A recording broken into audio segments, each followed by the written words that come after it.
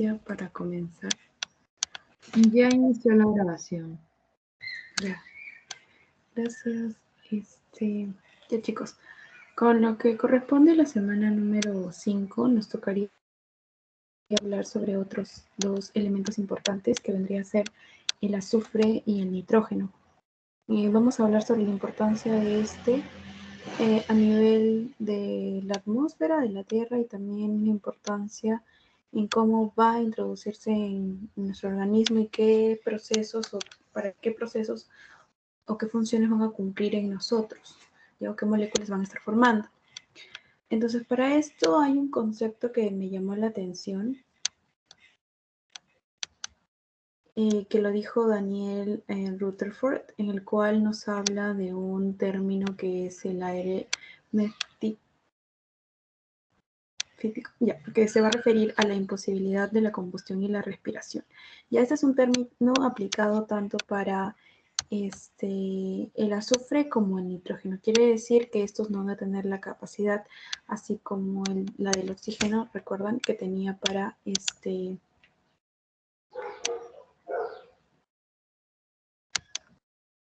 la capacidad que tenía para oxidarse. Bien. Entonces, continuando.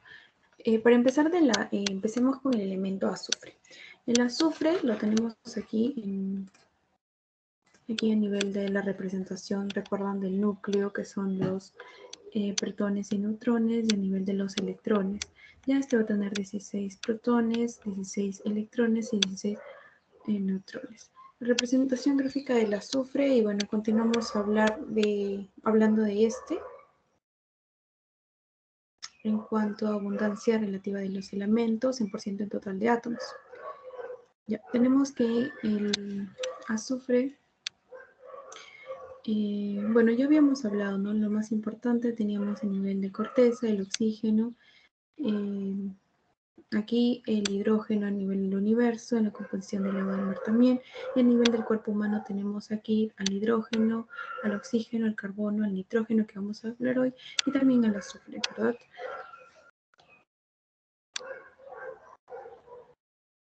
Entonces, para esto voy a tener características. Sí se está viendo, ¿verdad? Disculpa, justo eso te iba a decir. ¿Has cambiado de pantalla? Porque a mí me parece azufre y nitrógeno, o sea, la primera pantalla. Ay, sí, he estado avanzando. Ok, ya voy a empezar de nuevo. Tienen que avisarme con tiempo, porfis. Ya voy a ver aquí otra vez. Ya, ahora. Está en características. Ya, ya. Avísame para no estar hablando así. Ya, entonces ahora creo que ya se ve, ¿no? O se colgó otra vez. Daniel Rutherford. Ya. Sí. Sí. No, creo que se está colgando. No se mueve, ¿verdad? Ahí sí. Sí, ya se está moviendo.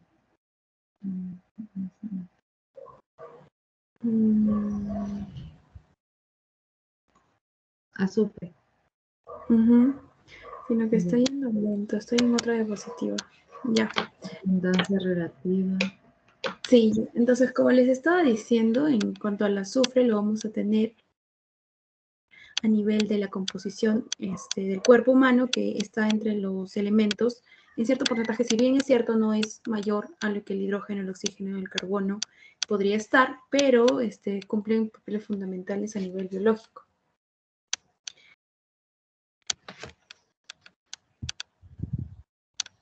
Entonces, ahora las características del azufre.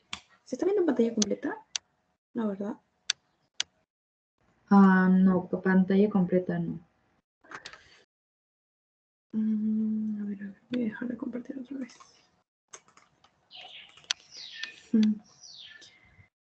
Ya, a ver, aquí voy. Ya.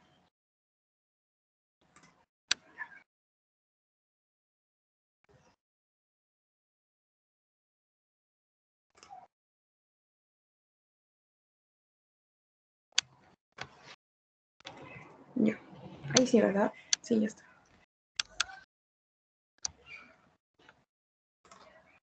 Ya, entonces a cuanto a características, como estaba mencionándoles, este va a tener como número atómico 16. En estado ordinario lo encontraremos en forma sólida. Bueno, dan características como la densidad, obviamente es un no metal, ¿verdad? Ya que está al lado derecho de mi tabla periódica, está en la periodo 3, pero en la columna 6A, o la de los anfígenos. Es frágil, blando y de mal olor. Tenemos aquí la configuración electrónica y también les puse la representación gráfica, ¿no?, del azufre. En el lado de arriba el número atómico, tenemos el núcleo de protones y neutrones y los 16 electrones externos. Entonces aquí está en la forma en la que usualmente no podemos conseguirlo, quizá lo vamos a tener que está sólido, ¿no? Tiene un mal olor, es blando. Cuando lo, si es que en algún momento quizá hicieron también algún experimento o algo, vieron cómo es frágil, como que se disuelve. Es una galletita, bueno, así. ¿Ya? Ahora, también va a tener isótopos. Ahora, recuerdan que era un isótopo, porque es un término que mucho lo hemos utilizado. Vemos que desde el hidrógeno hay isótopos, el oxígeno tiene isótopos, el azufre también tiene isótopos. Entonces, ¿qué era un isótopo? A ver, ¿alguien recuerda o pregunto? ¿Taira? Un isótopo no era el mismo elemento, pero con diferencia en la cantidad de protones y neutrones. Ya. Diferencia en la cantidad de protones y neutrones. Ya, a ver, ¿No era Sandra. con neutrones? La diferencia es en neutrones. Ya, en neutrones, ya. Muy bien. ¿Alguien más tiene una opinión más extra, así como que yo, para definir, porque uno me dice ambos son diferentes, otro me dice... Son los elementos que tienen igual número atómico, que comparten igual, pero puede ser diferente la masa atómica y los neutrones. Y así. Ya, bien. Entonces, para recordar y para que no se nos olvide, porque ya va a venir el parcial, ¿verdad? Un isótopo, iso es igual viento por lugar, tiene el mismo número atómico, claro, y se diferencia en el número de masa y en el número de neutrones, ¿ya? Entonces, así para no olvidarnos. Y usualmente, bueno, son del mismo elemento, entonces por eso decimos de azufre, de hidrógeno y oxígeno. En cambio, un isóbaro vendría a ser igual número de masa, ¿verdad? Igual número de masa, son distintos elementos, y el isótono es igual número de neutrones, ya por si acaso les pregunten, ya ustedes se identifican o recuerdan el concepto. Entonces, en este caso el azufre va a tener 4 isótopos, ya los he colocado así en lo que representa su mayoría, que está en más porcentaje, por decirlo así. No tienen nombres como en el caso del hidrógeno, ¿no?, que son muy conocidos. En este caso solo se le llama azufre 32, azufre 33, azufre 34 y azufre 35. Ya. Perdón, azufre 34 y azufre 36. Ya, seguimos. Ahora, el azufre en la vida de la procariota. ¿Alguien ha escuchado quizá hablar sobre las procariotas? Quizá en la teoría les dijeron algo. ¿Recuerdan que era una procariota?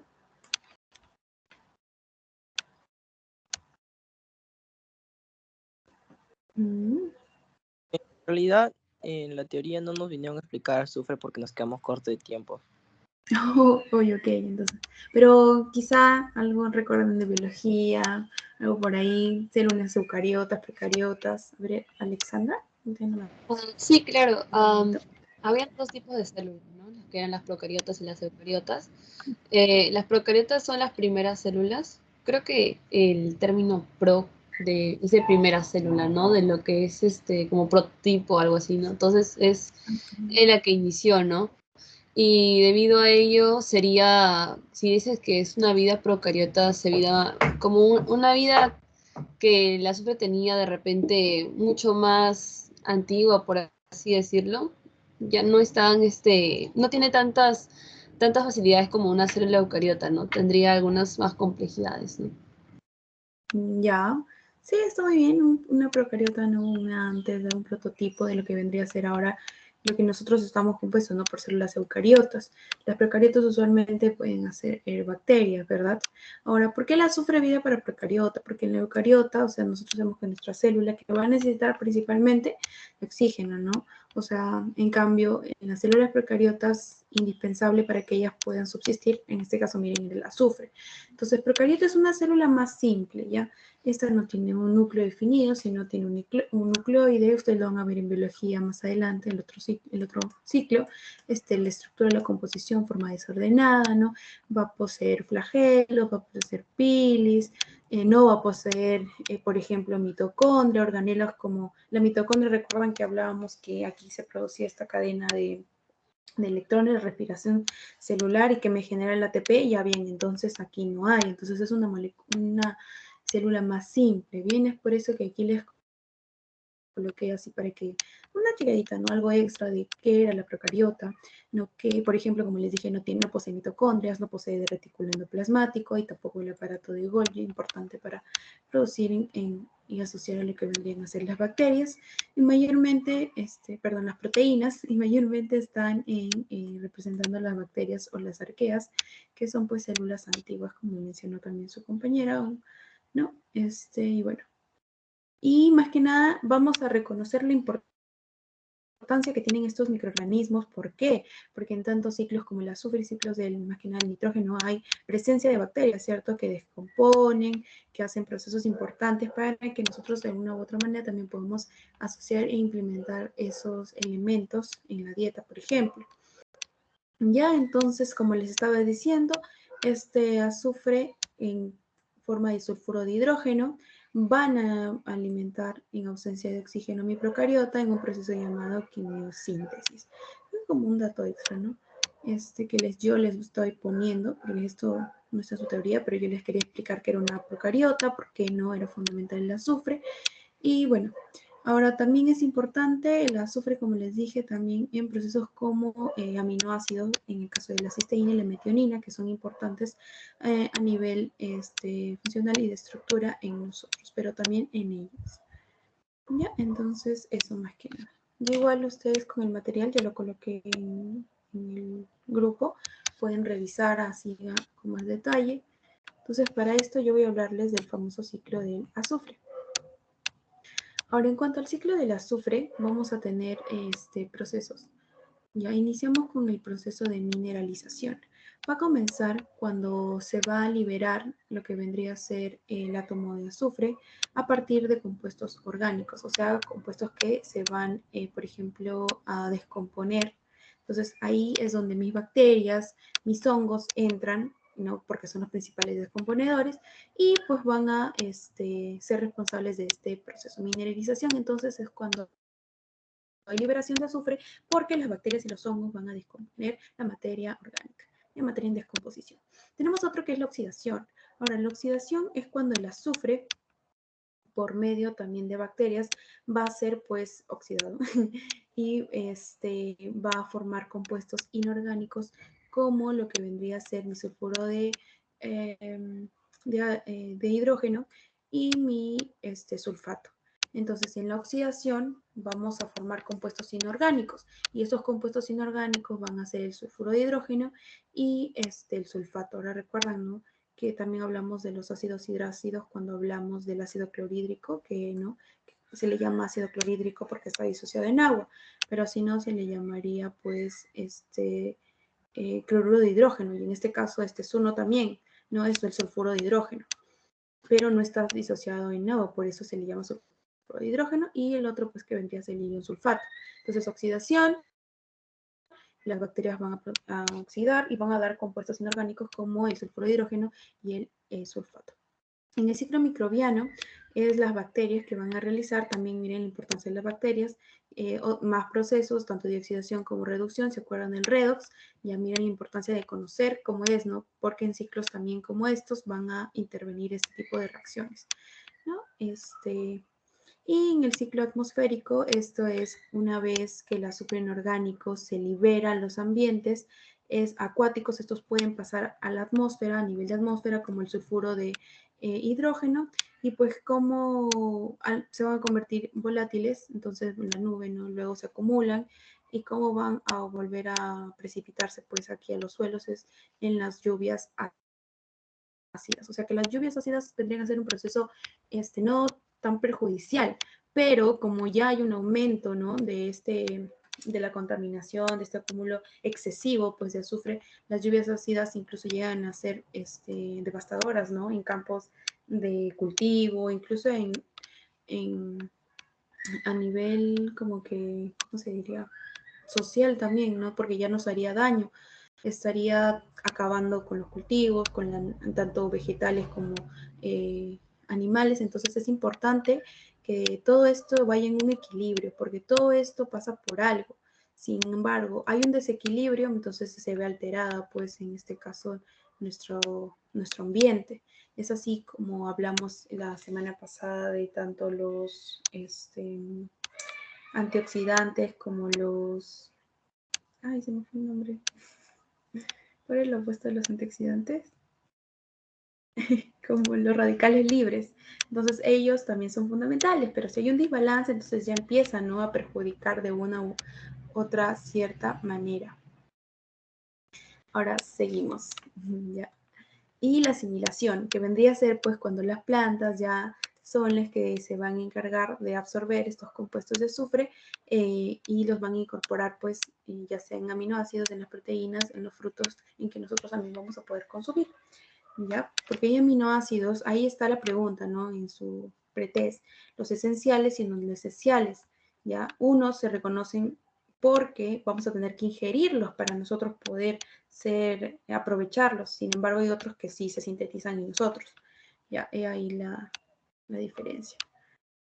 Ahora, vamos a hablar del enlace disulfuro. El enlace puente disulfuro les he puesto igual las dos para que lo lean, pero el enlace disulfuro vendría a ser disulfuro, ¿no? La unión de pues, moléculas de azufre.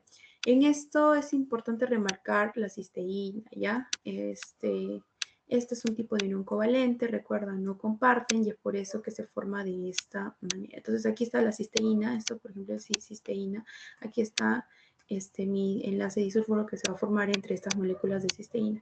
Esa es la importancia que da nuestro organismo, ¿ya? Esa unión va a ser entre la cisteína, entre ese aminoácido. ¿Ya? ¿Esto para qué? ¿Con qué fin entonces nos va a permitir estos tipos de enlaces? Pues nos va a permitir que nuestra estructura a nivel de proteínas, como por ejemplo el colágeno, la insulina, ¿no?, que es una hormona, una proteína de la piel, pues va a permitir que esta sea una estructura estable. Entonces, eso más que nada. Y pues también les puse el puente de sulfuro, que es lo mismo, ¿no? También se forman... A ver, un momento, por favor.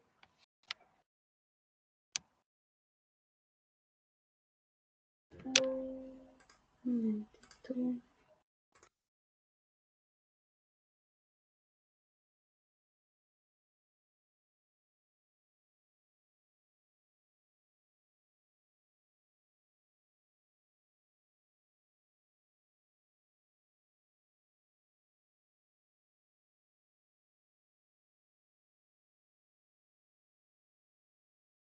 Disculpa, no se te escucha.